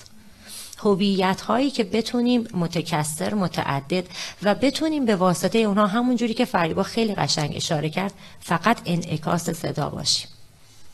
کسی که خارج از ایرانه اگر خودش رو تحت لوای یک هویت مشترک با کسی که داخل ایران معرفی بکنه خیلی بعید میدونم استکاکی پیش بیاد، خیلی بعید میدونم اختلافی پیش بیاد و فکر کنه که نه تو مثل من نیستی. کسی به فریبا بلوچ نمیگه وقتی حرف میزنه تو چرا حرف میزنی اصلا در مورد زن بلوچ؟ خب کی حرف نزنه کی بزنه؟ سارا وقتی حرف میزنه، بقیه وقتی حرف میزنن در مورد هر زنی که متعلق به یک اتنیکی هست خیلی راحت پذیرفته تر میشه. پس اول از همه شاید رسیدن به اون زبان که مفاهیم همدیگر رو بفهمیم و بعد از اون شکل گرفتن زیر یک هویت حقوقی که برای مقصد پذیرفته باشه شاید مهمترین کاره. بله هممون میدونیم ان تعداد اسوسییشن، ان تعداد انجمن، همه چی شکل گرفته. اینجا میخوام به یک خلایی اشاره بکنم که شاید خیلی وقتا شما، اگر من یه بیانیه‌ای رو دیدم شاید باورتون نشه، بیش از 79 تا حزب و انجمن زیرش رو امضا کرده بودن که من اگر قرار بود بهم بگن که 3 تاشو بگو واقعا میتونستم توی 3 دسته کلی تقسیم بندیشون بکنم، یعنی فقط شاید اوش فرق میکرد با هم دیگه. چرا این اتفاق میفته؟ کمبود سرمایه اجتماعی. ما که نمیایم خارج از ایران اسوسییشن تشکیل بدیم برای خودمون، که یه سری هم البته این کارو میکنن، من کاری با اونا ندارم، برای کسانی که میخوان اقدام بکنن دارم حرف میزنم. وقتی میایم اینجا هویت مستقلی رو تشکیل میدیم، میخوایم یک سرمایه اجتماعی داشته باشیم که چیکار کنیم؟ که یا مودریتورش بشیم یا مدییتورش باشیم دیگه، تسهیلگری بکنیم بر رسیدن صدای داخل ایران به خارج ایران، عنوان بکنیم آنچه که در داخل ایران اتفاق میفته رو بیاریم به خارج از ایران نشونش بدیم. چیزی که توی این انقلاب با یک جنس متفاوتی تونستیم این کار رو انجام بدیم. مهمترین دستاورد انقلاب ژینا از نظر من شاید این بود که ما به دنیا نشون دادیم که هویت زن ایرانی کاملا مستقل از آن چیزی است که جمهوری اسلامی داره رپرزنتر میکنه. یعنی حداقل گفتیم جمهوری اسلامی رپرزنتر ما نیست. این مهمترین اتفاقی بود که اتفاق افتاد. این باید ادامه دار بشه.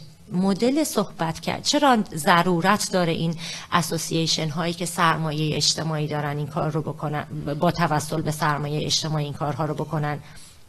چون لازم دنیا زمانی که میخواد صحبت بکنه، فکر بکنه یا هر اقدام دیگه‌ای بکنه، اختصاصاً بدونه نظر زن فلان اتنیک در مورد فلان قضیه چیه، مشکلاتش چیه. و ما خیلی وقتا انقدر جنرالایز صحبت میکنیم، انقدر انتزاعی و گنگ صحبت میکنیم که حتی صحبت کردن، که حتی شاید درکش برای خود یه دونه کسی که در جغرافیای فلات ایران هم داره زندگی میکنه متفاوت باشه. این خیلی مؤثره. حالا در مسیر این آگاهی که اتفاق میفته، من یک ایده دارم، یعنی احساس میکنم که آگاهی قرار نهایتاً، هممون میدونیم که آگاهی چراغ راهه، ولی قرار این آگاهی به یک اکتیویتی تبدیل بشه دیگه، که این اکتیویتی ما رو به اون میژنمون برسونه. ما پس این کار رو برای چی داریم انجام میدیم؟ خیلی وقتا متاسفانه هممون در مورد ضرورت آگاهی، در مورد ضرورت پرداختن، در مورد ضرورت افشاگری، روایتگری و خیلی موارد دیگه صحبت میکنیم، ولی اکتیویتی یا آن تصویر واضحی که از میشنمون میخوایم بدیم، این اتفاق نمیفته. من چند تا مورد رو به طور خلاصه، یعنی خیلی تیتری عنوان میکنم که فکر میکنم لازمه بهش پرداخته بشه، با همون محوریت واسطه‌گری و تسهیلگری. اتفاقی که توی این جنبش افتاد این بود که ما خیلی هامون این جسارت رو کردیم که افشای ظلم جمهوری اسلامی رو بکنیم، ولی آیا تمام روایت هایی که اتفاق افتاد، تمام روایت هایی که گفته شد، این مسیر رو دنبال کرد، به اون رسید؟ آیا حق مطلب رو به نوعی ادا کرد؟ یک سری وقتا شما دارین میبینید یک سری روایت ها به شدت، من بچه ها دارم اسپسیفیکلی بیس روی روانشناسی اجتماعی صحبت میکنم، آن تأثیری که اون القاءات ما روی جامعه مقصد میذاره. جامعه مقصد از نظر شاید تا همین چند سال پیش ما با شطور این ور اون ور میرفتیم، ما با یه همچین شرایطی طرفیم، پس باید خیلی کلیرتر و به زبان اونها صحبت بکنیم و این هیچ وقت محقق نمیشه اگر خود ما ندونیم چی داریم میگیم. خیلی وقتا روایت هایی که مطرح میشه، خیلی وقتا مواردی که عنوان میکنیم، بله درد رنج لازمه که گفته بشه، ولی متاسفانه قسمتیش به ابتذال شر منجر میشه. این اتفاقی است که خیلی، یعنی شما حتی میدیدیم در مورد کسانی که تریبون دارن داره این اتفاق میفته. شاید انتخاب هوشمندانه تر، انتخاب با وسواس‌تری نسبت به این که چی گفته بشه، چه گزارشی نوشته بشه. یه نکته‌ای که هست اینه که بله یک سری گزارشات نوشته شده که خیلی هاشم حتی من درش دخیل بودم، ولی نمیدونم دقیقاً بگم بر اساس چه سیاستی انقدر گزارش ها رو ابتر میکردن. بله آنچه که من در طول این 16 ماه دیدم واژه‌ای نمیتونم برای توصیفش بیارم. من علنا دیدم که انسانیت و اخلاق و روانشناسی و جامعه شناسی اصلا گذاشتن رفتن وسط این ابتذالی که اتفاق افتاده بود، ولی گزارشی که نوشته میشه انقدر از سر و تهش زده میشه، انقدر اینجاش اصلا انگاری دارن تزیینش میکنن برای یک چیزی. ما بله زیرساخت تفکر دموکراتیک نداریم، نذاشتن که ایجاد بشه، هنوز خیلی در ارتباط گرفتن و با همدیگه مشکل داریم، ولی بالاخره باید از یک جایی شروعش بکنیم. من احساس میکنم این فاندامنتالی که میتونست جریان ما رو، جریان تلاشمون برای دموکراسی رو با توجه به این انرژی عظیمی که توی این 16 ماه ایجاد شده بود رو تغییر بده. ما چون فاندامنتالش رو نداشتیم نتونستیم به اندازه کافی مصادره به مطلوب بکنیم شرایط بی‌نظیری رو که پیش اومده بود و خب خیلی چیزها رو از دست دادیم، ولی الان خب باشه، الان نقدش کردیم، الان وقتشه که واقعا یک سری ها بگیرن بشینن در موردش صحبت بکنن. واقعیت اینه که بله ما نیاز داریم به یک چارچوب نظری که بدونیم بر اساس چی داریم پیش میریم. این چارچوب نظری رو نداریم. واقعیت اینه که حتی من داشتم به یک سری از بچه‌ها میگفتم حتی برخورد ما در مورد زندانیان سیاسی چارچوب فکری و نظری نداره. من خیلی عذرخواهی میکنم این واژه رو میگم، مردم حزب‌ها گروه‌ها پیک میکنن، یه زندانی رو برمیدارن. ما حتی در مورد اینی که واقعا عذر میخوام یک دانه موجه از پلک چپ ایشون افتاده باشه جریان داریم، اطلاع رسانی میشه، زندانی سیاسی دیگه اصلا در موردش اطلاع رسانی نمیشه. یک نکته داره تو روانشناسی اجتماعی، شما وقتی زیاد بر روی یک مسئله حساسیت تأکید میکنی، حساسیت رو یعنی یه شمشیر دولبه است، یا حساسیت رو خیلی بالا میبری یا حساسیت رو خیلی کاهش میدی. شما قصدتون از اینی که به زندانی سیاسی میپردازین چیه؟ اینو تو چارچوب فکری خودتون، چارچوب نظری خودتون مشخص کنید به عنوان احزاب. دارین اطلاع رسانی میکنین، دارین از یک ظلم سیستماتیکی که در چارچوب یک فساد سیستماتیک داره اتفاق میفته دارین صحبت میکنین. شما وقتی اگر ادعا میکنی نظرتون اینا نمیتونی پیک بکنی، این یه مشکله. نکته بعدی که من خودم همیشه عنوانش کردم اینه که طی اون زبان مشترک، بله سالها جمهوری اسلامی نذاشته کسی صحبت بکنه، به واسطه پروپاگانداش به شدت منیپولیت کرده مفاهیم رو، همینجوری که دوتا دوست عزیزمون گفتن تحت عنوان مام وطن، تحت عنوان خیلی چیزها خودش زمین ساز و سرکوب شده. ولی واقعیت اینه که اونور چه اقداماتی در رابطه با، نمیخوام بگم آنتیتز جمهوری اسلامی، اصلا چه اقداماتی در رابطه با شفاف سازی اتفاق افتاده. بله الان که دارم بچه‌ها رو میبینم خیلی تلاش کردن، ولی یک مشکل جدی داره. ببینید ما وقتی میخوایم آموزشی رو بدیم، وقتی میخوایم آگاهی رو، آموزش رو نه، میخوایم آگاهی ایجاد کنیم، دانش ایجاد کنیم، مهمترین نکته اینه که بر اساس مقصد بچینیم آگاهی رو. شما نمیتونید همزمانی که داری، من اتفاقا تو این چند روز خیلی بحثم با بچه‌ها این بود، شما وقتی در مورد ستم بلوچ، ستم کرد، ستم گیلک، ستم لور، هر ستمی میخوای صحبت بکنی باید شناختی از جامعه مقصد داشته باشی. شما نمیتونی خیلی جنرالایز صحبت بکنی و بگی خب هر کسی خودش این رو میفهمه. شاید لازم باشه آگاهی از سطوح خیلی خیلی خیلی پایینی که برای شما مسخره و خیلی بدیهی به نظر میاد اتفاق بیفته. اگر شما باور دارین که کار فرهنگی، اگر شما ایمان دارین که آگاهی باید و آموزش در طی سالهای طولانی اتفاق بیفته، مهمترین نکتهش بسترسازیه. و متاسفانه داریم میبینیم که من میدونم همه خسته ایم، وقت خود من از همه هولترم، شاید احساس میکنم هر لحظه داریم زمان رو از دست میدیم، ولی این بسترسازی رو واقعا خلأش احساس میشه دیدنش. بله شما در یک سری گروه ها عضو هستین، با ایدئولوژی اونها آشنایین و دارین پیش میرید. منی که از بیرون دارم حزب شما رو میبینم، منی که از بیرون دارم عملکرد شما رو ارزیابی میکنم، دارم میبینم بسترسازی نمیکنید. در این گروه های جزیره‌ای او مای گاد، اوف، خب همه چیش موند. یک نکته فقط در کنار همه اینها بگم. پس ضرورت اینی که اصلا بفهمیم کجاییم، چیکار داریم کنیم، خیلی مسئله مهمیه.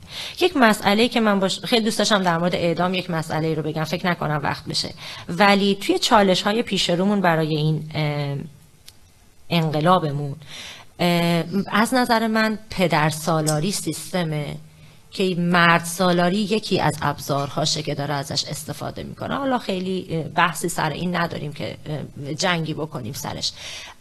شناخت سیستم، شناخت ابزارها، شناخت آلترناتیف هایی که داریم، امکاناتی که داریم. شما یک سری وقتا واقعا ممکنه به این نتیجه برسی که با فلان ابزار الان نمیتونی مقابله بکنی، این رو باید بپذیریم. این زمینه ساز اینه که شما یک نگاه سیستماتیک به قضیه داشته باشید. واقعا خلأ نگاه سیستماتیک توی خیلی از قضایا، خیلی از مواردی که داریم روش کار میکنیم کاملا دیده میشه. خیلی وقتا خلط میشه با خیلی چیزا، بله خب طبیعی هم هست، ولی باید از این لوپی که توش گیر کردیم بیایم بیرون. بالاخره باید بتونیم جهتمون رو تغییر بدیم، از پرسپکتیو های متفاوت قضیه رو ببینیم. اگر میخوایم برای مردم کار بکنیم دیگه، ما که خودمون ننشه، خودمون که میدونیم دیگه، به این باور داریم هم میریم، ولی اگر قرار پروموتش بکنیم، قرار سرمایه اجتماعی، یک چیزی ممکنه ایجاد بشه، ممکنه بقا هم داشته باشه، ولی بقای با کیفیتش در گروه داشتن سرمایه اجتماعیه. همدلی کردن، تنظیم کردن آگاهی که داریم میدیم بر اساس توان، تمایل و ظرفیت روانی مخاطبمون اینه که سرمایه اجتماعی میسازه، نه اینی که برگردیم بگیم ما یه چیزو بگیم خودشون برمیدارن یا این اتفاق میفته. بله مستلزم زمان هست ولی گاهی میشه این رو کوتاه کرد. یک نکته کوچولو فقط در مورد اعدام بگم. در مورد کمپین نه به اعدام وقتی صحبت میکنیم مثلا فکتی درش نیست. جمهوری اسلامی درختم به کار من باش مخالفم، درخت به کار من باش مخالفم، در این حد دارم انزجار و زاویه‌ام رو مشخص میکنم. ولی بحث اینه که پرداختن به یک مسئله، چرا نمیاییم کل سیستم قضا رو زیر سوال ببریم، یه زمان کلی بذاریم خودمون رو نابود بکنیم، حالا این همه هزینه بدیم که نه به اعدام، فرض رو بر این بگیریم که به نتیجه رسیدیم، بعدش بیایم دوباره نه به سنگسار، نه به فلان، نه به حبس‌های طولانی، نه به تابوت، نه به شکنجه، نه به فلان. کل سیستم قضایی رو بله یک سری وقتها لازمه که جزء رو بگیریم تا به قسمتی برسیم، حالا استقراق قیاسش به کنار، ولی یک سری وقتها هست اگر قرار توضیحی داده بشه برای جامعه خارج از غیر ایرانی، لازمه که براش توضیح داده بشه که کل سیستم فاسده، این یک قسمتیشه، این هم هست، این هم هست، این هم هست. خیلی وقتا متاسفانه اینها باعث میشه فرصت سوزی اتفاق بیفته. خیلی ممنونم.